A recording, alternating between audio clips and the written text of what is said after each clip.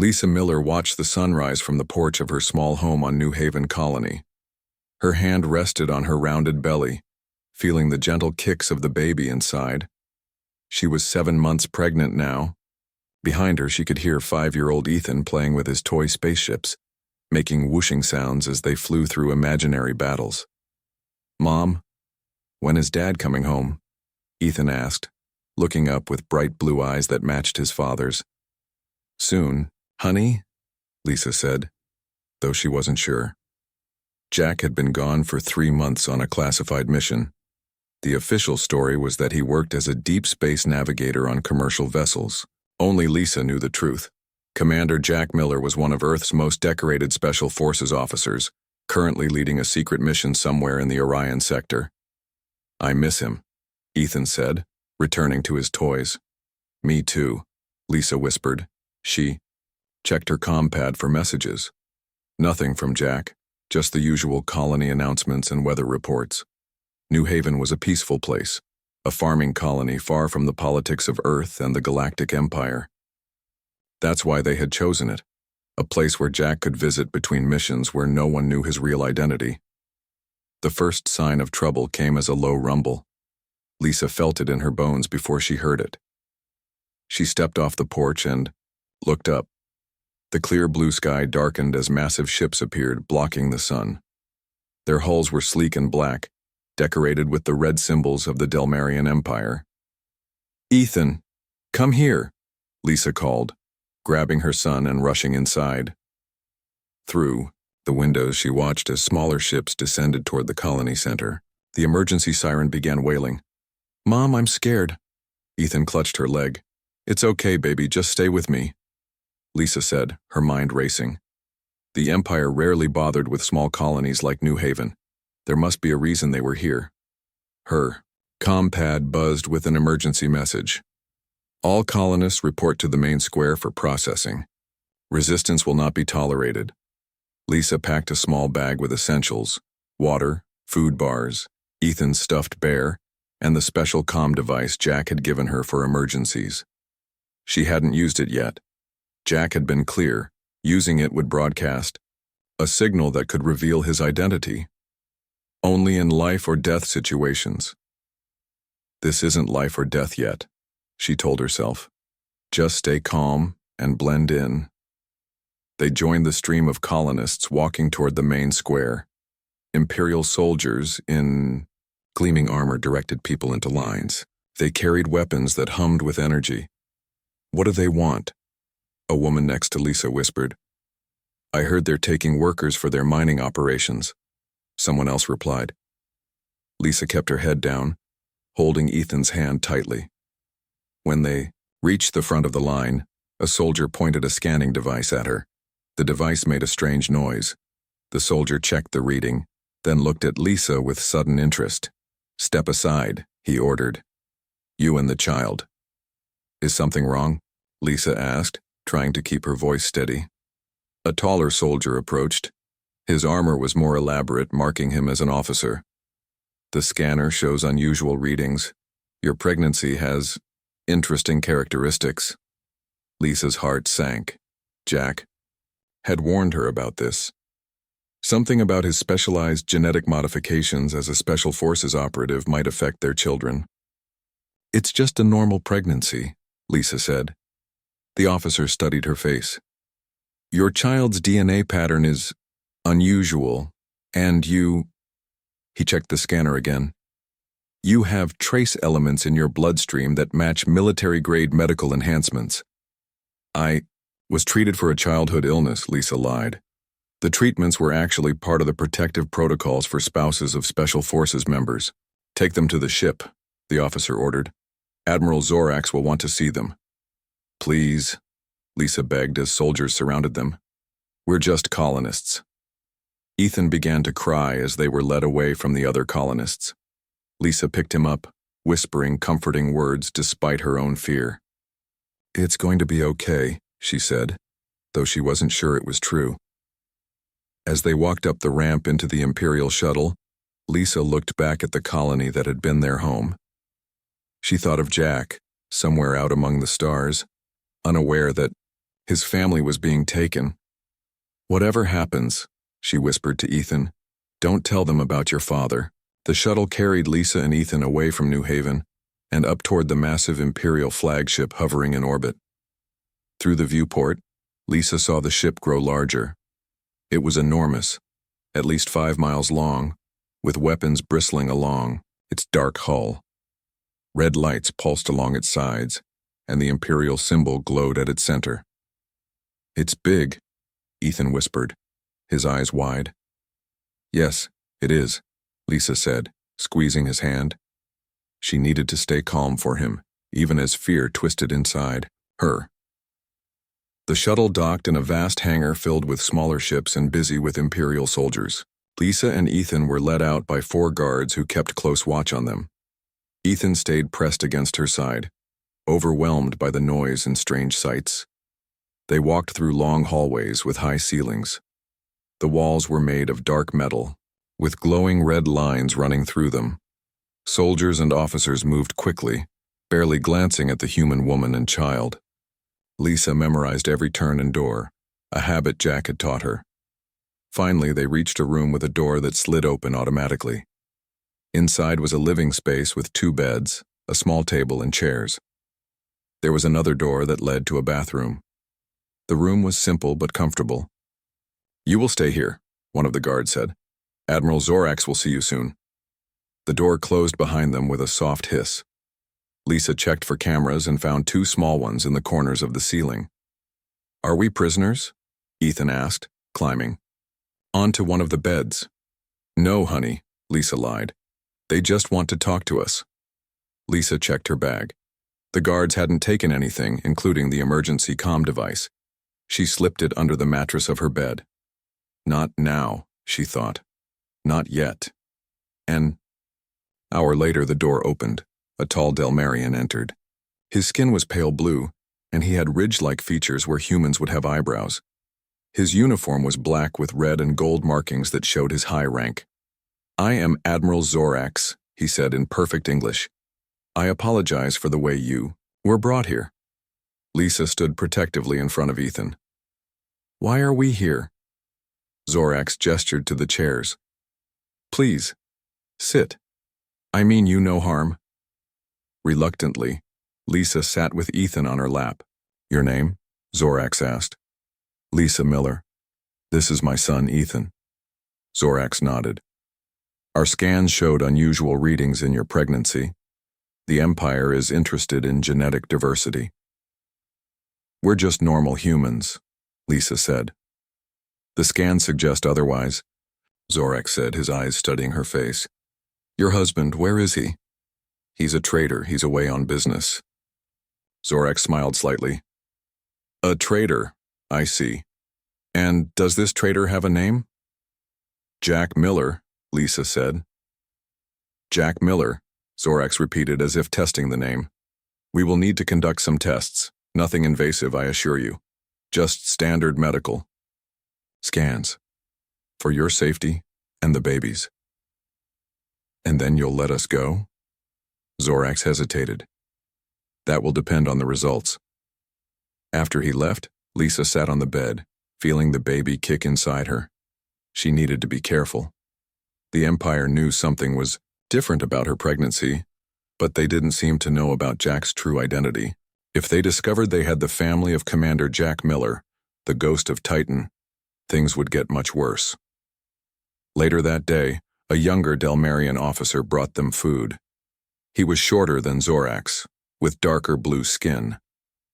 "I'm Officer Krell," he said, setting down trays. "I'll be checking on you regularly." Ethan watched him curiously. "Your skin is blue." "Ethan," Lisa said quickly. "That's not polite." But Krell smiled. "It's fine. Yes, my skin is blue. Your skin is pink. That's interesting. To me too." He reached into his pocket and pulled out a small wrapped item. "Here. It's a sweet. For the little one." Ethan looked at Lisa, who nodded cautiously. He took the candy. "Thank you," Ethan said. Krell nodded. "Call if you need anything. Just press that panel." He pointed to a section of the wall that was slightly different in color. After he left, Lisa wondered if they might have found an ally. She would need to be careful, but maybe Officer Krell could help them. "Mom," Ethan said, eating his candy. "When is Dad coming to get us?" Lisa looked at her son. "I don't know, honey, but he'll find us. He always does." Commander Jack Miller stepped off the transport ship onto Earth's main military base. After 3 months in deep space, the bright sunlight made him squint. His mission had been successful.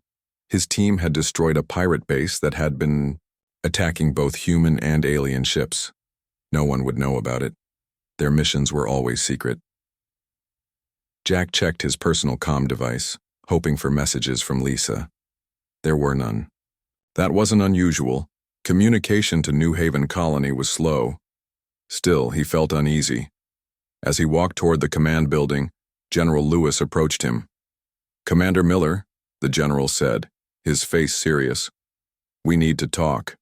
Jack followed, him to a private room where a map of the galaxy glowed on a large screen. The general pressed a button, and the map zoomed in on New Haven Colony. 3 days ago, Delmarian ships entered New Haven space, General Lewis said. They took about 50 colonists and left. Jack felt his blood turn cold. "Lisa and Ethan, we don't have detailed information yet," the general said. "But according to our sources, a pregnant woman and a child were among those taken." Jack's hands tightened into fists. "I need to go after them." "Jack," the general said, using his first name, which was unusual. "This is the Delmarian Empire we're talking about. Thousands of ships, millions of soldiers. We can't risk war over 2 people." "They're my family," Jack said. His voice was quiet, but hard as steel. "We'll use diplomatic channels," the general said. "We'll say they took Earth citizens by mistake. That could take months. Lisa is 7 months pregnant. I don't have that kind of time." The general looked at him with sympathy. "I understand how you feel, but—" "Permission to take leave, sir," Jack interrupted. The general sighed. "Granted, 2 weeks, but Jack, don't do anything stupid." Jack left the building and called 3 numbers on his secure comm device. Within an hour, 3 people met him at a quiet bar near the edge of the base. Sam Carter was short but strong, with dark hair cut military style. Olivia West was tall with red hair pulled back in a tight ponytail. Kyle Daniels was thin with glasses and nervous hands that never stopped moving. "They took Lisa and Ethan," Jack said without greeting. His friends looked at him in shock. They all knew Lisa. They had been at Jack and Lisa's wedding. "The Empire?" Sam asked. Jack nodded. "Why would they take civilians from a neutral colony?" Olivia wondered. "Lisa's pregnancy," Kyle said suddenly. "Remember the medical report after your last mission, Jack? The radiation exposure changed some of your DNA," Jack remembered. The doctors had warned that any children he had might show unusual genetic patterns. They must have scanned her and found something interesting. Kyle continued. "The Empire collects genetic oddities? Can you find them?" Jack asked. Kyle smiled slightly. "The Empire uses standard transmission codes for their ships. If I can access the military tracking system, I can find which way their flagship went."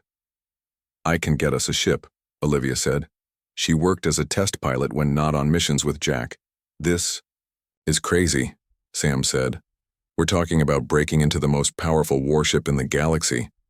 "I'm going with or without you," Jack said. Sam shook his head but smiled. "You know I'm in. We all are. But we need a plan."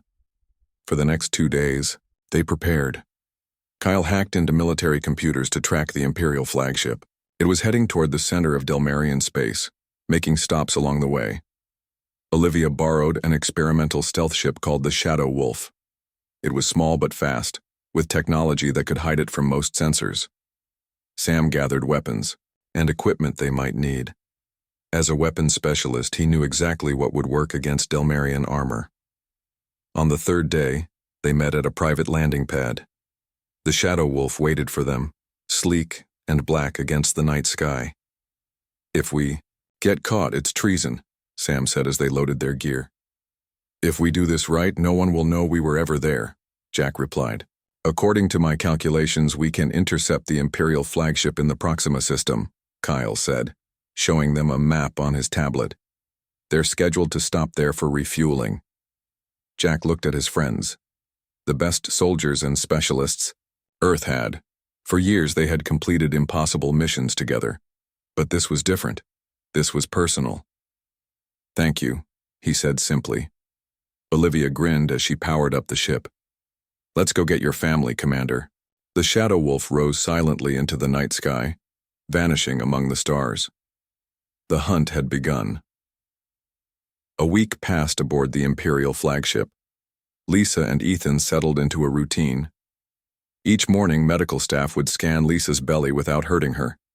They seemed fascinated by the baby inside. Each afternoon, Officer Krell would bring them food and sometimes stay to talk. Ethan liked Krell. The young Delmarian officer taught him simple games that Delmarian children played. Lisa watched carefully, gathering information while allowing the friendship to grow. "Do you have children?" Lisa asked Krell one day as he watched Ethan play with a puzzle toy he had brought. "No," Krell said. "But I have younger siblings. 5 of them." "You must miss them," Lisa said. Krell nodded. "This is my first deep space assignment. I won't see them for at least 2 years. Lisa saw an opportunity. "Where are we going exactly?" "To the center of the Empire," Krell said. "The flagship will make one more stop for supplies, then head straight there." This was important information. Lisa stored it away. That evening, a new visitor came to their room. He was tall and thin for a Delmarian with pale skin that was almost white. His eyes were sharp and cold. "I am High Inquisitor Vex," he said. His voice was soft but made Lisa uncomfortable. "I oversee special research for the Empire." Lisa pulled Ethan closer to her side. "Your case interests me greatly," Vex continued, walking slowly around the room. "A human pregnancy with unusual genetic markers. The medical staff tell me the child you carry might have special abilities." "It's just a normal baby," Lisa said. Vex smiled, but it didn't reach his eyes. "Admiral Zorax is too soft. He lets his curiosity guide him instead of science. But I see potential here. Great potential." He stepped closer, looking at her belly. "When we reach the core worlds, you will be transferred to my research facility." Lisa felt cold fear grip her heart. "What kind of research?" "Nothing harmful," Vex said. "We simply want to understand how human and non-human DNA might work together. It could benefit both our species." After Vex left, Lisa pulled out the emergency comm device from under her mattress. It was time to send the signal. She didn't care anymore if it revealed Jack's identity. They needed help now. But before she could activate it, the door opened again. Admiral Zorax entered, looking troubled. "I apologize for Inquisitor Vex's visit," he said. "He sometimes forgets his manners. He wants to experiment on my baby," Lisa said angrily. Zorax looked uncomfortable. "Vex's methods are extreme, but his research has helped many in the Empire." "Please," Lisa said, "let us go. We're not important." Zorax studied her face. "You keep saying that, yet our scans show otherwise." He paused. "Your husband? He isn't just a traitor, is he?" Lisa's heart raced. She needed to be careful. "He's just an ordinary man who loves his family." "I hope, for your sake, that is true," Zorax said, "because if he were someone important, someone the Empire might consider a threat, that would complicate matters." After Zorax left, Lisa waited until Ethan fell asleep. Then she took out the comm device and activated it. A small light blinked, once showing the signal was sent. Now all she could do was wait and hope Jack would understand. Deep in space, the Shadow Wolf followed the trail of the Imperial flagship. Kyle worked at his computer station monitoring signals. "Jack," he called suddenly. "I'm picking up a signal. It's Lisa's emergency beacon." Jack rushed over. The small blip on the screen was like a light in darkness. "Can you pinpoint it?" Jack asked, his voice tight with emotion. "Yes," Kyle said. "It's coming from the Imperial flagship, all right. They're in the Proxima system, just like we predicted." Olivia looked up from the pilot's seat. "We're 2 days away at maximum speed." "Push it harder," Jack said. We need to get there before they leave the system. Sam, who was checking their weapons, looked at Jack. Now we know for sure they're alive. Jack nodded, feeling both relief and fear. They're alive, but that signal means Lisa's in trouble. The Empire doesn't know who they have, Sam said. They don't know they've taken the family of the Ghost of Titan. And when they find out? Olivia asked. Jack's face hardened. They'll either let my family go, or they'll learn why they call me the Ghost. The Imperial flagship entered the Proxima system and slowed near a large space station. Through the window in their room, Lisa watched smaller ships move between the flagship and the station, carrying supplies. Is that Earth? Ethan asked, pointing to a blue planet visible in the distance. No, honey, Lisa said. That's Proxima 4. It's far from Earth. Lisa's back ached, and the baby kicked strongly. The stress was making her pregnancy harder. She needed to find a way out soon. Officer, Krell brought their lunch and noticed Lisa's discomfort. Are you feeling well? He asked. The baby is very active today, Lisa said. She had an idea. On Earth, pregnant women are supposed to walk every day. Could we possibly leave this room just for a short walk? Krell looked uncertain. It's not allowed. Please, Lisa said. For the health of the baby. We won't try anything. Where could we go on a ship this size? Krell thought for a moment. I will ask Admiral Zorax. To Lisa's surprise, the Admiral granted permission. Each day after that, Krell took Lisa and Ethan on a short walk through certain areas of the ship. Lisa memorized everything, the layout, the routine of the guards, the location of escape pods. During one walk, they passed the main hangar bay. Lisa saw hundreds of ships, pilots, and mechanics working. She also noticed the security systems, cameras, guards, and energy doors. The bay is very busy today, Krell commented. We're loading supplies for the final journey to the core worlds. When do we leave? Lisa asked casually. Tomorrow morning, Krell said. The journey will take about 10 days. Lisa's heart sank. Once they left this system, Jack might never find them. She needed to act quickly. That night, after Ethan was asleep, Lisa felt sharp pains in her stomach. At first, she thought it was just the baby kicking, but the pain got worse. She pressed the call button on the wall. Minutes later, medical staff rushed in. Something's wrong with the baby, Lisa gasped through the pain. The medical team scanned her quickly. We need to move her to the medical bay, one said. As they helped her onto a floating stretcher, Lisa whispered to Ethan, who had woken up. Remember what we practiced? The game? Ethan nodded, his eyes wide and scared. The medical team moved quickly through the corridors with Lisa. Officer Krell appeared, looking worried. I'll stay with the boy, he told the medical staff. When they reached the medical bay, doctors surrounded Lisa. She was in real pain, but it wasn't as bad as she made it seem. While they focused on her and the baby, she managed to slip a small metal tool from a nearby tray into her sleeve. Meanwhile, Jack's team had reached the Proxima system. The Shadow Wolf, with its stealth technology, approached the Imperial flagship, undetected. They waited in the shadow of a large asteroid, watching. There she is, Olivia whispered, as if the Empire might hear her. The biggest ship in the Imperial fleet. On the main screen, they could see the massive flagship, glowing with thousands of lights. I've analyzed their security systems, Kyle said. They're good, but I'm better. Sam checked their weapons one last time. We need a way in. Their shields are too strong to cut through. Look, Kyle pointed to the screen. Supply ships are moving between the station and the flagship. If we can copy their signal, we could slip in with them, Jack finished. How soon? Give me 2 hours, Kyle said, typing rapidly. Back on the flagship, Ethan waited until Officer Krell was distracted by a message on his comm device. Then he slipped into the bathroom and climbed into the ventilation shaft, just as his mother had taught him. He was small enough to move through the narrow space. He had the small transmitter his mother had made from parts she had collected over the past week. Lisa had told him exactly where to go and what to do. Ethan crawled through the dark tunnels, counting turns as his mother had taught him. Left, right, left. It was scary, but he kept going. He was being brave for his mom. In another part of the ship, a small maintenance bot picked up an unusual signal. It was weak but clear, an old Earth military code being broadcast from inside the ventilation system. The signal bounced from the maintenance bot to the ship's communication system, and then out into space, where the Shadow Wolf was waiting.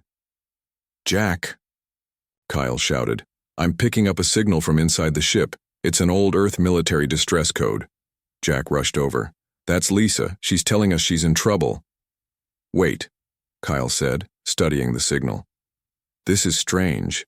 The signal is moving through the ship." "Could someone be carrying the transmitter?" Sam asked. "Yes," Jack said, his voice tight with emotion.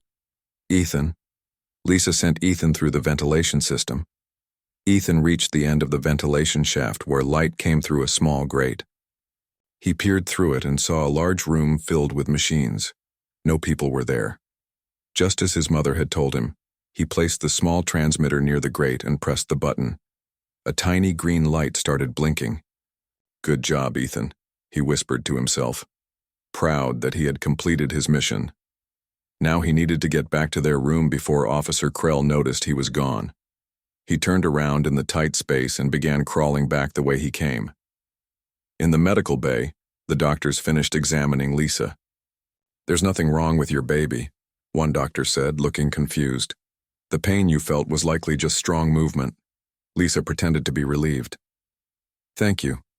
Can I go back to my room now?" As she was escorted back, she worried about Ethan. Had he placed the transmitter? Would Jack receive the signal? When she reached the room, Officer Krell was pacing nervously. "Where is your son?" he demanded. Lisa's heart raced. "What do you mean? I thought he was with you." Just then, the bathroom door opened and Ethan walked out, yawning. "I was sleeping," he lied, just as his mother had taught him. Krell looked suspicious but said nothing. After he left, Lisa hugged Ethan tightly. "Did you do it?" she whispered. Ethan nodded. "Just like you showed me." "Good boy," Lisa said. Now they had to wait and hope. On the Shadow Wolf, Kyle tracked the signal coming from inside the flagship. "It's stationary now.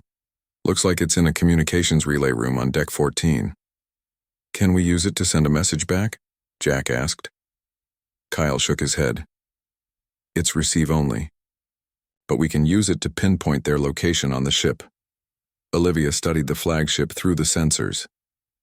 "There's heavy security everywhere, but I found a maintenance dock with less coverage. If we time it right, we can slip in with the next supply ship." "How soon?" Jack asked. 20 minutes, Olivia replied. "I can match their approach vector."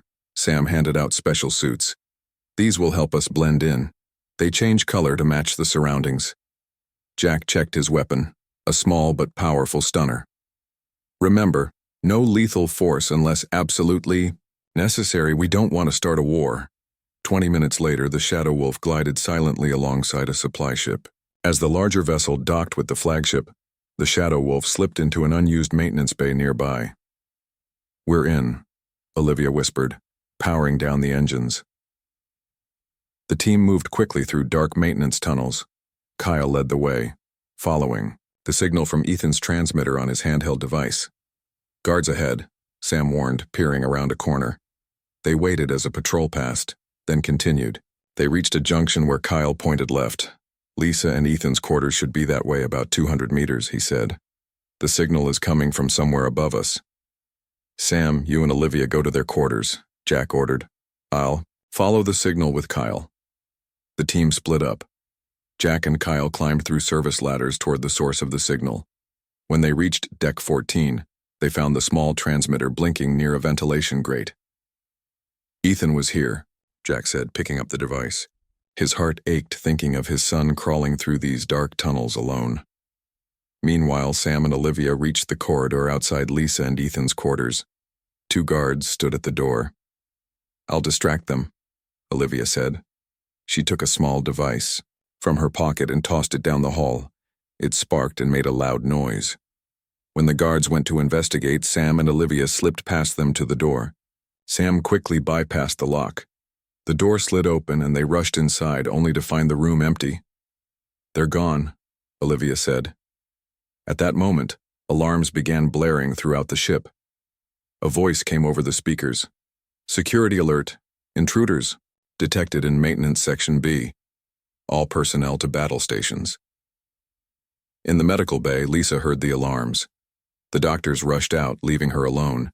She knew this was her chance. She slipped off the examination table and made her way to the door. As she peered into the hallway, she saw Officer Krell running toward her with Ethan in his arms. You must come with me now, Krell said urgently. The ship is under attack. Who's attacking? Lisa asked, her heart filling with hope. We don't know, Krell said. But Admiral Zorax ordered me to move you to a secure location. Lisa had to make a choice, trust Krell or try to escape on her own. Before she could decide, a tall figure appeared behind Krell. It was High Inquisitor Vex, and he was smiling coldly. Going somewhere? Vex asked. High Inquisitor Vex moved closer, flanked by 2 armed guards. I suspected something was wrong when you suddenly developed medical problems, he said to Lisa. You planned this, didn't you? Officer Krell stepped in front of Lisa, still holding Ethan. Sir, Admiral Zorax ordered me to move them to safety. The Admiral is busy with the intruders, Vex said coldly. I'm taking charge of these prisoners now. They are coming to my laboratory. Lisa saw the fear in Krell's eyes, but also determination. He was trying to protect them. I must follow the Admiral's orders, Krell insisted. Vex's face hardened. This is insubordination, officer. Move aside. The tension was broken by the sound of running footsteps. Everyone turned to see Admiral Zorax approaching with 4 armed soldiers. What is happening here? Zorax demanded. I'm securing the prisoners, Vex said. There are intruders aboard. Yes, Zorax said, looking directly at Lisa. And I believe they are here for these 2. Lisa met his gaze but said nothing. Take them to secure holding cell 3, Zorax ordered Krell, and stay with them. Vex stepped forward. Admiral, these subjects are under my authority for genetic research. Not anymore, Zorax said firmly. Security overrides research. As they argued, more alarms sounded. The ship shook slightly, and the lights flickered. What was that? Vex demanded. One of Zorax's soldiers checked his comm device. Sir, there's been an explosion in the main engine room. Systems are failing across multiple decks. In the maintenance tunnels, Jack and Kyle met up again with Sam and Olivia. Their room was empty, Sam reported. And the signal led to nothing but a transmitter, Jack said. We need a new plan. Kyle worked on his tablet. I've hacked into their internal communications. There's chaos everywhere. Someone set off explosions in the engine room. That wasn't us, Olivia said, looking concerned. It doesn't matter, Jack replied. The confusion helps us. Kyle, can you access their security cameras? Kyle nodded and typed rapidly. Got it, searching for Lisa and Ethan now. The screen on his tablet flashed through different images from around the ship. Suddenly, Jack pointed. There, that's them. The screen showed Lisa and Ethan being escorted by a young Delmarian officer, surrounded by guards. Admiral Zorax and another tall Delmarian were following, arguing. They're heading to the secure holding area, Kyle said. Deck 8, Section C. Let's move, Jack ordered. As Lisa walked with Ethan in her arms, she felt the baby kick hard inside her. The stress was affecting her pregnancy. She whispered softly to Ethan, Be brave. Dad will find us. Ethan nodded, his eyes wide with fear, but also trust in his mother's words. They reached a section of the ship with reinforced doors. Officer Krell entered a code, and one of the doors slid open, revealing a small room with 2 beds and a force field across the entrance. Inside, quickly, Krell said. As Lisa stepped through, she heard shouting from down the corridor. High Inquisitor Vex was still arguing with Admiral Zorax. This is treason, Admiral, Vex shouted. Those humans have valuable genetic material that belongs to the Empire. They are living beings, not specimens, Zorax replied angrily. Suddenly, the lights went out completely. Emergency red lighting came on seconds later. The force field across the cell door flickered and died. Stay here, Krell told Lisa. It's safer. But Lisa knew this might be their only chance. "Come on, Ethan," she whispered. And they slipped out of the cell. In the dim red light, they saw Zorax and Vex still arguing, their attention focused on each other. Lisa led Ethan quietly along the wall, trying to reach the exit at the far end of the corridor. They were almost there when a voice called out, "Stop!" Lisa turned to see High Inquisitor Vex pointing at them. He pulled out a weapon. "Enough of this nonsense," Vex said. "Those humans are coming with me." Admiral Zorax moved to block him. "Lower your weapon, Inquisitor. That's an order." "I don't take orders from you anymore," Vex said coldly. The standoff was interrupted by an explosion that rocked the corridor. A side door blasted open, and through the smoke stepped 4 figures in dark clothing. Lisa felt tears of joy as she recognized the man in front. "Jack!" she cried. Jack Miller stepped forward, weapon raised. His eyes locked first on Lisa and Ethan, then on the Delmarians, pointing weapons at his family. "Step away from my wife and son," he said, his voice deadly calm. Admiral Zorax stared at Jack Miller with growing recognition. "You're not a simple traitor," he said slowly. "You're Commander Jack Miller, the ghost of Titan." High Inquisitor Vex's eyes widened. "The human who destroyed 3 of our fleets? Impossible." Jack kept his weapon steady, eyes locked on the Delmarian leaders. "I'm here for my family. Let them go and we'll leave peacefully." "We have you outnumbered," Vex sneered, raising his weapon. "The Empire will be pleased when I deliver the famous ghost of Titan along with his genetically interesting offspring." Ethan ran to his father, and Jack put a protective arm around him while still keeping his weapon aimed. Lisa moved carefully toward Jack, one hand on her belly. "Lower your weapons," Admiral Zorax suddenly ordered his soldiers. "What are you doing?" Vex demanded. "Preventing a massacre," Zorax replied. He turned to Jack. "Commander Miller, your reputation is well known among our military academies. We study your tactics." Jack nodded slightly but didn't lower his weapon. Olivia, Sam, and Kyle spread out, covering all angles. "If you know who I am," Jack said, "then you know what I'm capable of. I don't want to fight, but I will do anything to protect my family." "This is treason," Vex shouted at Zorax. "These humans are Empire property." "They are not property," Zorax said firmly. "And I'm starting to think this entire operation was a mistake." Lisa reached Jack's side and he put his arm around her, feeling her pregnant belly against him. "Are you okay?" he whispered. "We're fine," she said. "Both of us." The ship shook again as another explosion sounded in the distance. "Kyle?"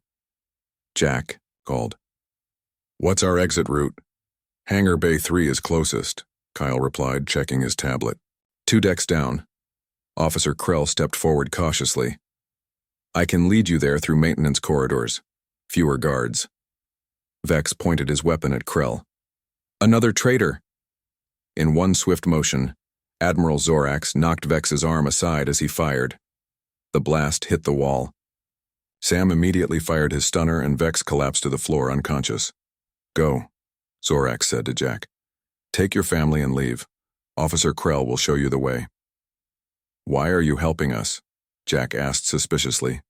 "Because I have children, too," Zorax said simply. "And because starting a war with Earth over this would be foolish, especially if Earth has more soldiers like you." Jack nodded with respect. "Thank you." Led by Krell, they moved quickly through narrow maintenance corridors. The ship continued to shake occasionally as systems failed across multiple decks. "Your distractions worked well," Jack told Kyle as they ran. "That wasn't all us," Kyle replied. "Something else is happening on this ship. Some kind of internal conflict." They reached the hangar bay where the Shadow Wolf waited, still hidden in its maintenance dock. As they approached, Lisa suddenly doubled over in pain. "Lisa!" Jack caught her as she stumbled. "The baby!" she gasped. I think it's coming." "Now?" Jack looked panicked for the first time. "We need to get you to the ship." Sam and Olivia provided cover as they helped Lisa aboard the Shadow Wolf. Officer Krell stood at the hangar entrance watching for pursuers. "Thank you," Ethan said to Krell before boarding. Krell nodded. Be safe, little human. Once they were all aboard, Olivia rushed to the pilot seat. We need to go now. As the engines powered up, alarms sounded in the hangar bay. The main doors began to close. We're not going to make it, Kyle shouted. Suddenly, the doors stopped, moving. On their communication screen, Admiral Zorax's face appeared. You have 3 minutes before I must close these doors, Commander, he said. That's all I can give you. Understood, Jack replied. And Admiral, this doesn't have to be the start of a war. No, Zorax agreed. It could be the start of something else entirely. The Shadow Wolf shot out of the hangar just as Imperial fighters were scrambling to pursue them. Olivia pushed the engines to maximum, heading away from the flagship. In the back of the ship, Lisa was in labor. Jack held her hand while Sam used the medical kit. I can see the head, Sam called. Push, Lisa. With a final push and a cry of pain, Lisa delivered a baby girl. The tiny infant's cries filled the ship. She's beautiful, Jack whispered, tears in his eyes as Sam handed him his daughter. What should we name her? Lisa asked, exhausted but happy. Jack looked at his tiny daughter, born in the stars during their escape from an empire. How about Hope? He suggested. Hope Miller. Lisa smiled. Perfect. On the bridge, Kyle reported. No pursuit. They're letting us go. Ethan came to see his new sister, his eyes wide with wonder. She's so small. But she'll grow, Jack said, putting his arm around his son. And one day, she'll know this story, how her brave mother and brother escaped from the greatest empire in the galaxy. 3 months later, the Miller family sat in the garden of their new home on Earth. Baby Hope slept in Lisa's arms while Ethan played nearby. A package arrived that day. Inside was a small amulet with Delmarian symbols and a note. For the child born between worlds, may she grow in peace, not war. Admiral Zorax. Jack looked up at the stars visible in the evening sky. Somewhere out there, an admiral had made a choice based on honor rather than orders. Perhaps there was hope for humans and Delmarians, a